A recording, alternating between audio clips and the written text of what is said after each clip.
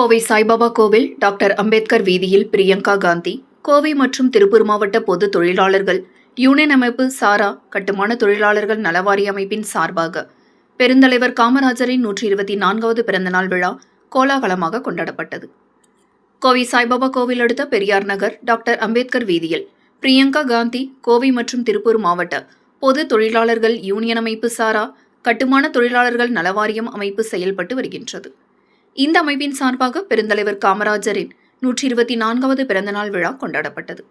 இந்த நிகழ்ச்சியில் தொழிற்சங்க ஒருங்கிணைப்பாளர் ராஜா பழனிசாமி தலைமை தாங்கினார். அமைப்பின் மாவட்ட செயலாளர் பட்டீஸ்வரன் முன்னிலை வகித்தார். விழாவில் சிறப்பு அழைப்பாளர்களாக கலந்து கொண்ட INTUC பொதுச் செயலாளர் கோவை செல்வம் அமைப்பின் கொடியினை ஏற்றி வைத்து மரியாதை செலுத்தினார். தொடர்ந்து கர்மவீரர் காமராஜர் பிறந்தநாளை கொண்டாடும் வகையில் பள்ளி குழந்தைகளுக்கு கல்வி உபகரணங்கள் வழங்கப்பட்டு அனைவருக்கும் இனிப்புகள் வழங்கினார்.